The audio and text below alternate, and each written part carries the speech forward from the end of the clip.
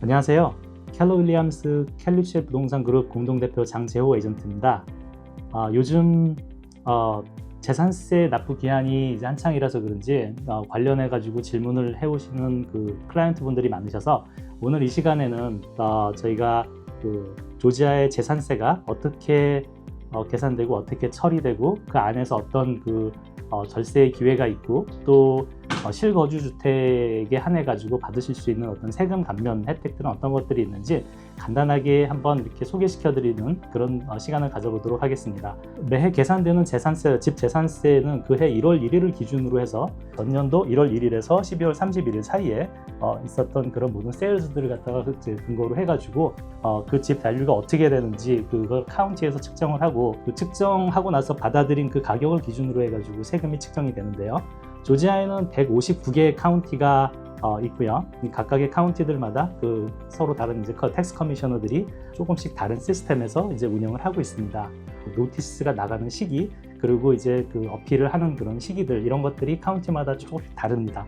그 카운티에서 측정된 그 가격이 노티스 오브 어세스먼이라 그래가지고 집주인들한테 이제 배달 이제 그 우편으로 이제 배송이 되는 시기는 보통 4월에서 5월 매년 4월에서 5월 정도에 이제 그 배송이 되는데요. 받으신 가격이 집주인이 생각하는 것보다 조금 낮게 나왔다 아니면은 그거가 비슷하게 나왔다 그러면 따로 어떤 액션을 하실 필요는 없으시고요. 근데 여기서 이제 가격이 조금 높게 나왔다, 높게 측정돼서 나왔다 이렇게 되면은 이제 집주인으로서 여기에 대해 좀 어필을 하실 필요가 있으시죠. 그 편지가 발행된 날짜가 있습니다. 그 편지가 발행된 날짜를 기준으로 해서 45일 안에 카운티 텍스 액세서스 오피스에다가 알려주셔야 됩니다. 알려주시는 방법은 직접 카운티 그 보드 오브 액세서스 오피스에 가셔가지고 직접 신청하시는 방법도 있고요. 그다음에 카운티들마다 이제 틀리지만 이제 온라인으로 하실 수 있는 그런 카운티들 같은 경우에는 온라인으로 해가지고 그거를 신청을 하실 수도 있고요. 메일 같은 경우에는 중간에 이제 미싱되거나 그럴 수도 있기 때문에 가능하시면 직접 가셔서 이제 어필을 하시거나 아니면은 온라인이 가능하다면 온라인으로 하셔가지고 그 어필을 신청을 하시는 거를 추천드립니다. 어필을 하시는 그 신청서에 이제 내가 원하는 밸류, 내가 생각하는 밸류는 이만큼이다 라고 예를 들어 가지고 카운티에서는 뭐 55만 불이라고 이렇게 얘기를 했는데 내가 생각했을 때 이건 50만 불이다 생각하면 그 밸류를 적으시고 거기에 대한 이제 근거 자료들을 갖다가 같이 제출을 하시면 됩니다. 근거 자료라고 하는 거는 이제 아까 말씀드렸다시피 이제 작년 1월 1일부터 시작해서 12월 31일 사이에 있었던 소유하신 집과 비슷한 조건의 다른 집들이 얼마 정도에 팔렸는지 아무래도 좀 적게 팔린 것들을 갖다가 기준 이제 비교 매물로 뽑으셔야겠죠. 그래서 그 매물들을 이제 한 뭐 3개라든지 4개라든지 더 많으면 많을수록 좋겠지만요. 대략 한 서너 개 정도 이렇게 뽑으셔가지고 그거를 같이 제출을 해주시면 됩니다. 여기서 이제 그 비교 매물이라고 하는 그런 기준이 되는 게 아까 말씀드렸지만 내가 사는 집하고 이제 비슷한 조건이어야겠죠. 물론 내가 사는 집에서 보면 가장 가까워야 되고 그리고 같은 학군, 사이즈, 그 다음에 그 지하실이 있는지 없는지, 지하실의 유무, 그리고 지하실이 만약에 있다면 그게 피니시된 지하실인지 아니면 언피니시된 지하실인지 뭐 이런 것도 비교를 해보셔야 되고요. 그리고 이제 방 개수, 화장실 개수 뭐 이런 것들을 갖다가 했을 때 우리 집이랑 가장 비슷하다고 생각하는 그런 비교 매물들, 작년 내에 팔렸었던 비교 매물들을 갖다가 근거 자료로 제시를 하시면 이제 카운티 보드 오브 액세서에서 그거를 보고 어떻게 할지 판단을 합니다. 보통 이제 거기에 대해서 받아들인다 아니면은 거절한다 아니면은 우리가 봤을 때는 중간점에서 이 정도로 바꿔주겠다 뭐 이렇게 반응을 할 수가 있는데요. 공식적인 답변은 다시 집주인한테 서신으로 보내드립니다. 그럼 서신으로 받으면 그 다음에 이제 집주인이 봤을 때 어필을 했더니 뭐 한 53만 정도에 그럼 하자 이렇게 얘기를 했는데 내가 봤을 때는 아직도 내가 더 맞는 것 같다 싶으면 거기서 이제 거절을 하고 더 진행을 하겠다 이렇게 진행을 하실 수가 있으세요. 그러면은 이제 그 다음 단계는 보드 오브 이퀄리제이션으로 이제 들어가게 되는데요. 이제 보드 오브 이퀄리제이션으로 들어가면 히어링 날짜를 잡아드립니다. 그 준비해 두신 그 근거 자료들을 가지고 그 보드 오브 이퀄리제이션 멤버들 앞에서 그걸 설명을 하면 돼요. 보드 오브 이퀄리제이션 멤버들은 나와 같은 카운티에 사는 그런 일반 주민들입니다. 이제 카운티 감정사가 하는 이야기를 들어보고 그 다음에 집주인이 하는 얘기를 들어보고 이제 거기서 이제 결정을 내려줍니다. 이제 거기서 이제 양쪽 이야기를 들어보고 이제 봤을 때 집주인이 하는 얘기가 맞다. 그러면은 그쪽에다가 이제 그쪽 밸류에 손을 들어주고요. 아니면 그쪽에서 봤을 때도 이제 카운티 감정사가 얘기하는 게 맞다. 야 그러면 이제 그쪽에서 손을 들어주거나 아니면은 중간점에서 만나는 게 맞다 이러면 거기서 밸류를 조정을 해드리는데 여기 Board of Equalization에서 얘기하는 그 밸류가 사실상 그 끝이라고 보시면 돼요. 여기서 이제 나오는 밸류는 앞으로 향후 3년 동안 그 밸류를 갖다가 고정을 시켜줍니다.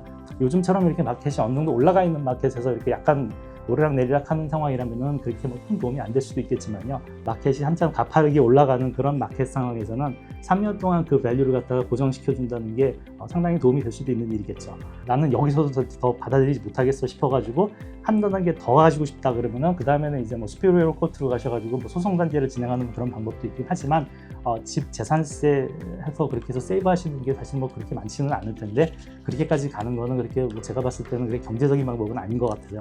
그래서 사실상 그냥 Board of Equalization에서 하는 그게 그냥 파이널이라고 보면 될 것 같고요.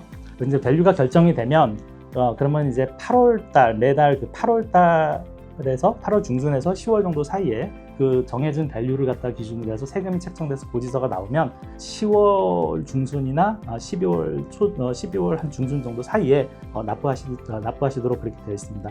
간혹 어떤 분들 같은 경우에 집이 이제 시리구획 안에 들어 이제 집이 있으신 분들이 있으세요. 예를 들자면 이제 시리 오브 둘루스에 속한 그런 지역들 같은 경우에 그런 경우에는 이제 카운티에서 부과하는 세금 말고 시리에서 부과하는 세금이 있을 수도 있으니까요.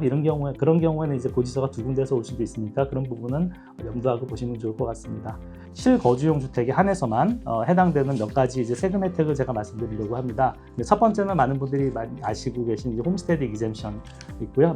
내년 4월 1일 전까지 내가 실제로 거주하는 주택 한 채에 한해서만 받으실 수 있는 세금 혜택이고요. 한 번 신청을 해놓으시면 주택을 가지고 계신 동안 매년 그렇게 계속 하실 필요는 없습니다.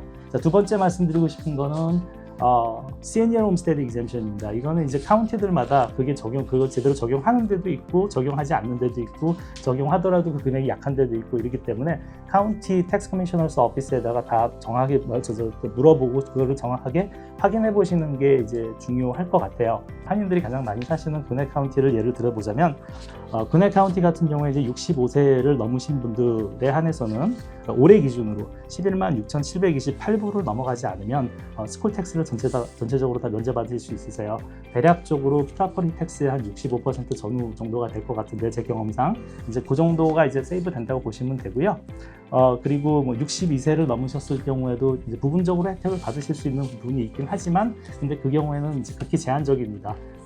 인컴이 아주 적고 뭐 디서빌리티 장애가 있어서 이제 경제 활동이 어려우시다던가 이런 상황이면은 이제 가능할 수 있을 것 같은데 이제 대부분 경우에는 이제 받기가 좀 어려운 그런 케이스인 것 같고요. 세 번째 같은 경우에는 이제 disabled veterans, 예를 들어서 집 소유주분이 명예 제대를 한 군인이고 그리고 뭐 장애가 있다고 판단을 받으신 그런 분들이 있다고 하면 그런 분들 같은 경우에는 그런 혜택을 받으실 수 있으시고요. 그리고 네 번째는 이제 뭐 홈타운 히어로 exemption이라고 해서 근무 중에 순직하신 소방관이나 어떤 경찰관들의 아직 재혼하지 않으신 그런 배우자들이 한해서 받으실 수 있는 그런 혜택이 또 있습니다. 그 외에 뭐 간단하게 말씀드린 이런 혜택 외에도 카운티들마다 조금씩 다르게 적용되는 그런 부분이 있을 거라고 봅니다. 주택이 있는 카운티에 저기 텍스 커미셔너스 오피스에다가 그걸 확인해 보시면 어떤 혜택을 받으실 수 있는지 한번 확인해 보실 수 있을 것 같고요. 이상 카운티 재산세 처리 과정 그리고 어떻게 세금이 부과되는지 그리고 중간에 절세를 하실 수 있는 기회는 어떤 것들이 있는지 이런 내용들을 갖다가 전체적으로 한번 소개를 시켜드렸습니다. 그리고 아울러서 제가 그 실거주주택에 한해서 받으실 수 있는 그런 세금 감면 혜택들은 어떤 것들이 있는지 제가 오늘 간단하게 한번 살펴보았습니다. 오늘 말씀드린 내용들이 이 영상을 보시는 분들에게 도움이 많이 되셨으면 좋겠습니다. 앞으로도 캘리체 부동산 그룹에서는 부동산 관련해서 좋은 정보들을 여러분들과 이런 영상을 통해서 계속 공유를 해드릴 수 있도록 최선을 다하겠습니다. 네, 이상 캘리체 부동산 그룹 공동대표 장재호 에이전트였습니다. 감사합니다.